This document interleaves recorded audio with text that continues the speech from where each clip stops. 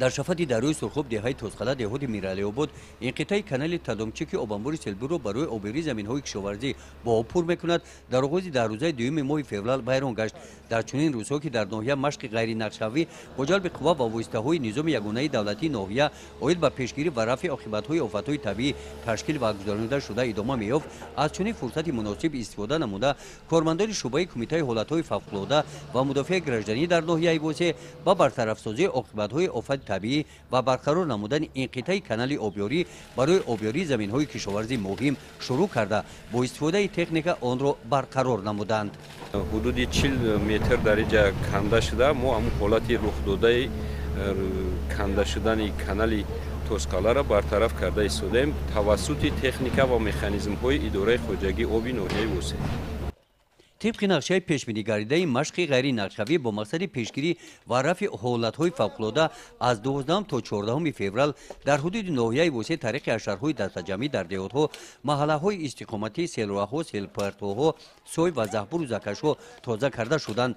در دهه غافل‌آباد حدود شهرک زحمت‌آباد طریق حشر در شفت راه‌های محلی بین کوچه‌ها جویبارهای آبگذر ساخته شدند.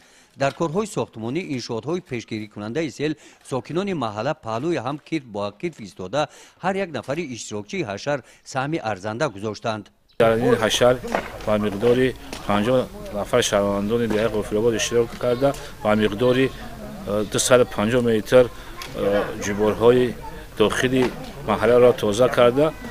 در این دهه نامبرده با مقداری 1200 متر جویبارها موجود می باشند که ما تا حال زیاده از 700 متری آن را تازه و بتونی کرده ایم و این کارها در این دهه ادامه دارد. دهه نامرده در شبکت دریای یاقسو جایگیر می باشد که در این دریای یاقسو ساحل مستحکم در سال‌های گذشته ساحل مستحکم کنی شده است. حالت آنها خوب می باشد. در دیگر دهات‌های ناحیه هم کارهای تعمیر و برقرارسازی انشاءات‌های پیشگیری کننده سیل ادامه یافتند. در دهه به نام صدلوی شریف دهات گلستان با جلب ساکنان دهه اختیاریان نزد جماعت دهات کارمندان قسم خواجگی مؤسسه تعلیمی رقم 37 انقطاع کانال کلان شفت شهرهای دوشنبه کلاب را که از این محله می‌گذرد از پرتوهای معیشی تازه کرده با محیط این موضع حسن تازه بخشیدند. در دهه بهارستان دهات باباشاهیان باشد برای تازه کردن زهکش شفت دهه برای تامین حرکت آزادانه تکنیک‌های صحوی شرایط مساعد کاری مهیا کردند. گزارش خواجه نظریف خدای نظر ظهورف از ناحیه واسه برای برنامه اطلاعاتی نوید.